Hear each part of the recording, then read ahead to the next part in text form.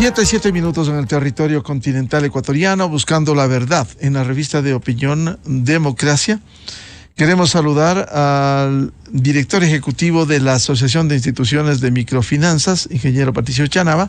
Lo hemos invitado a un diálogo para conocer cómo se opera con la reestructuración de las deudas con la banca ecuatoriana. ¿Cuáles son los mecanismos? ¿En qué condiciones? Porque mucho se ha hablado en este sentido de lograr, por un lado, la condonación de las deudas y por otro, la reestructuración de las deudas. Muy buen día, ingeniero Chanaba.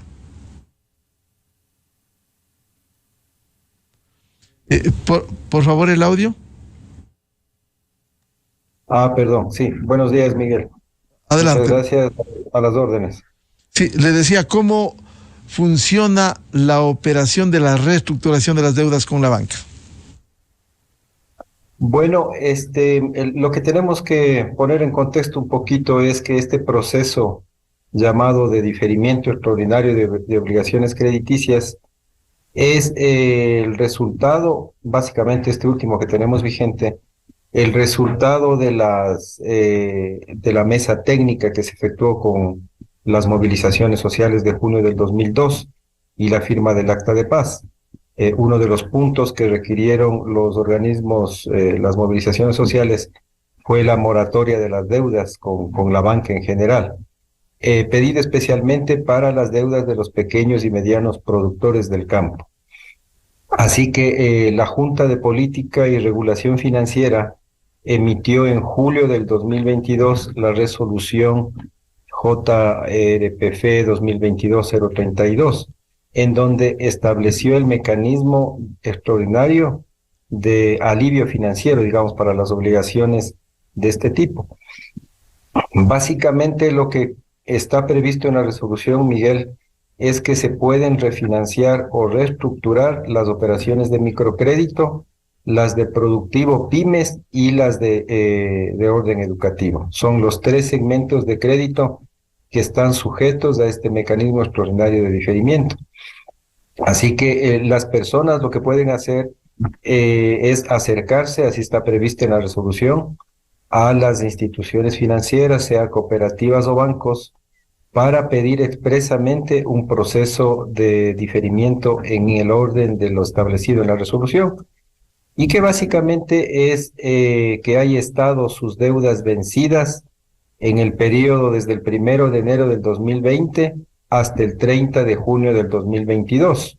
Es decir, tenemos un periodo amplio que se le otorga al cliente donde puede haber tenido dificultades de pago, básicamente todo el año 2020, todo el año 2021 y hasta el primer semestre del año 2022.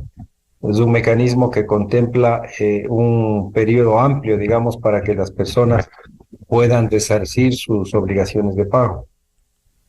El acuerdo que se puede mantener con la entidad financiera considera el otorgamiento de periodos de gracia, por ejemplo. Expresamente no se cobrarán gastos de cobranza, costos legales, tarifas, comisiones, etcétera. E inclusive la entidad podría otorgar recursos adicionales al deudor a fin de cooperar en su recuperación económica. Tampoco estas operaciones de refinanciamiento y reestructuración causan tributos o contribuciones, que normalmente todos quienes hacemos un crédito en las instituciones financieras tenemos que pagar el tributo, el impuesto o las contribuciones que se generan en cada operación. En este caso, expresamente está excepcionado el cobro de estos costos en las operaciones que se refinancien o reestructuren. Hay un tema importante también, Miguel, que la ciudadanía tiene que considerar, que la Junta estableció un mecanismo para mantener el récord crediticio, la calificación de riesgo, como se conoce comúnmente, ¿no?, en la central de riesgos, que ya no se denomina así, pero la gente lo identifica más. Estableció en la resolución la Junta que se mantenga la calificación de riesgo A1. O sea, todas las operaciones de este tipo que estamos conversando, que se sometan al refinanciamiento y reestructuración, arrancarán con una calificación de A1, independientemente de la calificación que hayan tenido. pueden haber tenido una calificación de B, C, D, donde es una calificación de no buen récord crediticio y que le complica su relación con el sistema financiero, pues en esta ocasión arranca con una calificación de A1, que es la mejor calificación, y se mantendrá esa calificación, obviamente, mientras se mantengan al día los pagos también. El plazo que estableció la resolución del 21 de julio, esta 032, para la aplicación del mecanismo, fue hasta el 31 de diciembre del año pasado. No obstante, la Junta amplió este proceso hasta marzo de este año. Estamos ya a 2 o 3 semanas que se termine este plazo, ante un pedido específico del Banco de Ecuador, pero la Junta creyó conveniente ampliar para todo el sistema financiero la aplicación de este mecanismo, Miguel.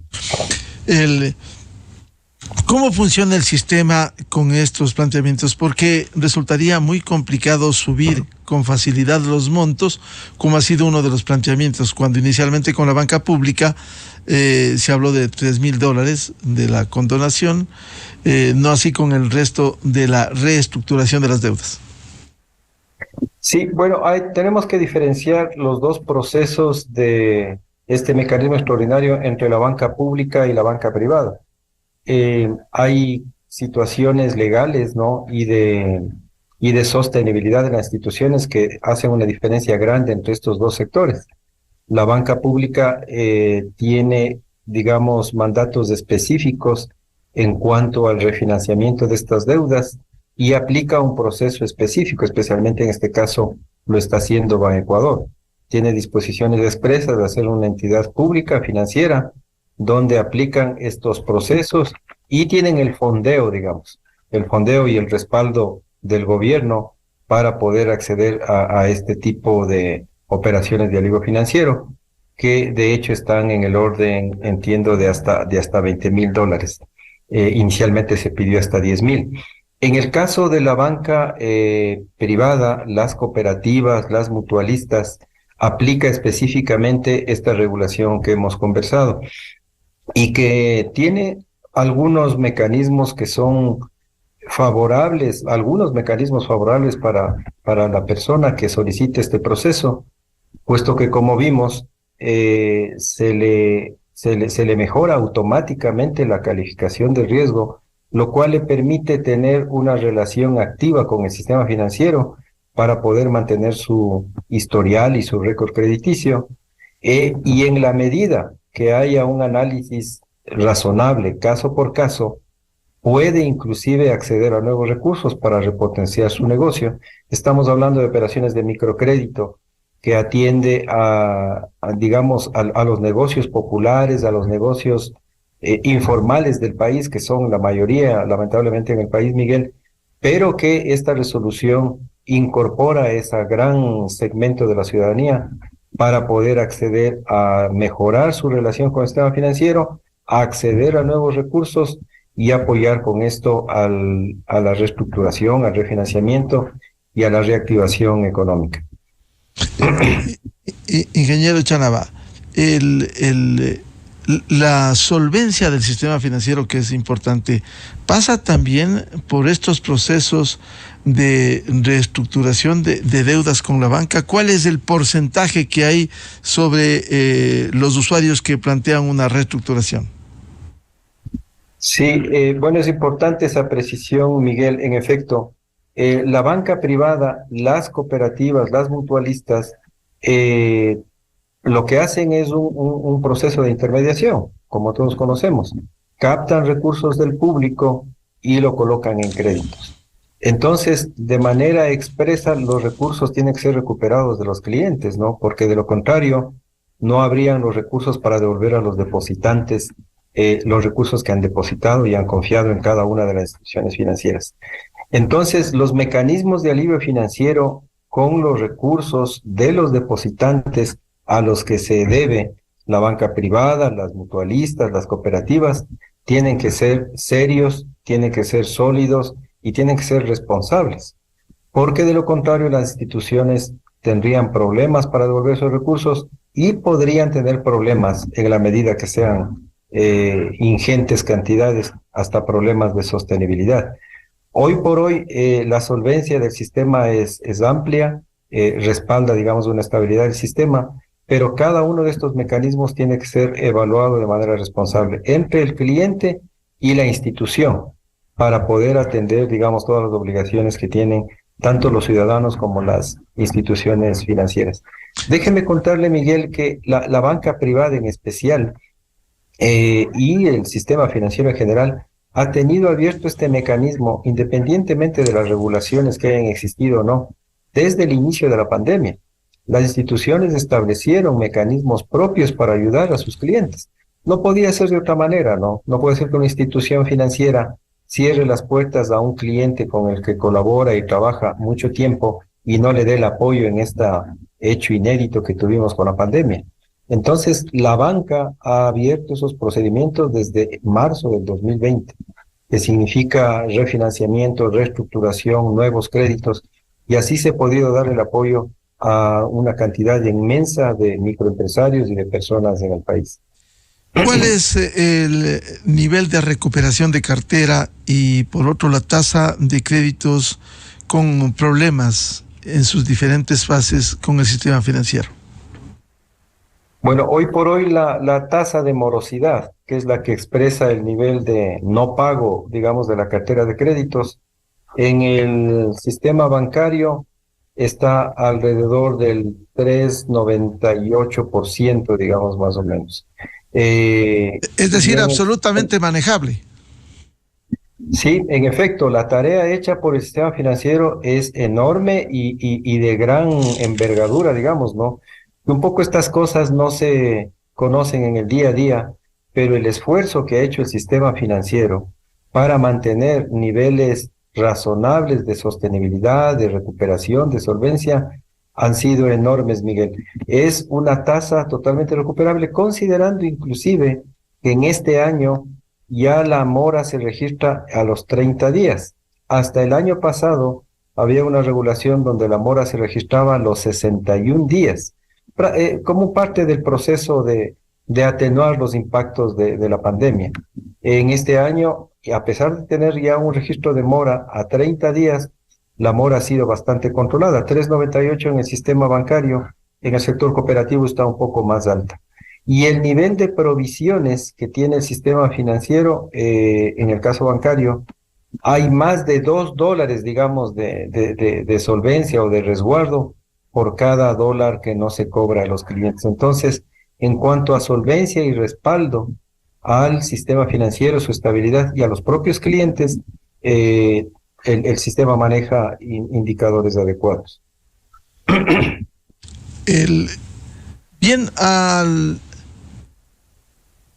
director ejecutivo de la Asociación de Instituciones de Microfinanzas, Patricio Chanaba, muchas gracias por la información que nos ha proporcionado y seguiremos en contacto para conocer. Mientras la salud del sistema financiero sea buena, esto genera confianza, al menos cuando vivimos en un sistema de dolarización. Muchas gracias, Patricio, y su atención a la revista de Opinión y Democracia. Gracias, Miguel. No hemos topado el tema de las entidades y el trabajo que hacen las entidades que representamos en ANSOMIP, que es la inclusión financiera y las microfinanzas. En algún otro rato podemos conversar. Pero Miguel, si quiere, adelántenos, por favor. Bueno, el papel que cumple. Bueno, gracias, Miguel. Bueno, las instituciones que representamos en ANSOMIP son los bancos privados que hacen inclusión financiera y las microfinanzas para los segmentos más vulnerables. En ese orden de cosas, Miguel, hay retos enormes en el país para mejorar indicadores de inclusión que lamentablemente, como en muchas cosas, el país presenta los más bajos niveles o entre los más bajos de América Latina y el Caribe. Tenemos problemas en tener acceso a cuentas de instituciones financieras, a medios de pago digitales, en acceso al crédito, que es una de las palancas importantísimas para apoyar a una economía tan informal que tenemos en el país, puesto que las microempresas, como usted conoce, son más del 90% de las empresas en el país. La economía se mueve por el día a día y por la participación de esta gran, inmensa cantidad de microempresarios, y al que apoya la inclusión financiera y las entidades que se especializan en microcrédito. Pero en el país, Miguel, tenemos un acceso apenas menor del 20% frente a las personas adultas, mayor de 15 años. Un indicador de Global Findex, que es un brazo financiero del Banco Mundial, determina que el país tiene los menores de acceso al crédito de las personas que más lo necesitan para sus actividades personales y microproductivas. Estamos en un punto, digamos, de conversaciones con las autoridades de regulación para que se potencie, se renove y se actualicen una serie de regulaciones y barreras normativas que existen en el país, como por ejemplo las tasas de interés. Las tasas de interés lo único que hacen cuando son políticas, Miguel, cuando tenemos techos más políticos que técnicos, lo que hacen es dejar por fuera a la inmensa cantidad de personas que requieren un crédito que atienda sus necesidades, pero que logre cubrir los costos para atender. Y esa inmensa cantidad de personas que no acceden al crédito formal de una cooperativa o de un banco, hoy por hoy están en garras del churco, de la usura, con tasas estratosféricas y en un contexto de peligrosidad inclusive. Así que hay enormes retos, Miguel, que algún rato se podrían desagregar con algunos números más específicos, pero creo que son metas que debemos perseguir todos. Con todo gusto hablaremos de eso con el señor director ejecutivo de la Asociación de Instituciones de Microfinanzas, Patricio Chanaba. Muy amable, muy buen día, Patricio. Muchas gracias. Gracias, Miguel. Buen día. Muy buen día. Buscando la verdad en la revista de Opinión Democracia, 7:24 minutos en el territorio continental ecuatoriano. Vamos a una pausa publicitaria y volvemos con el señor ministro de la Defensa Nacional, general Luis Lara Jaramillo. Temas de interés, la posición institucional de Fuerzas Armadas frente a diversos temas, como es el mandato constitucional, la defensa de la soberanía e integridad territorial. Miguel Rivadeneira en la revista de Opinión Democracia. Inicio de espacio promocional y publicitario. Yo me dedico hace 3 años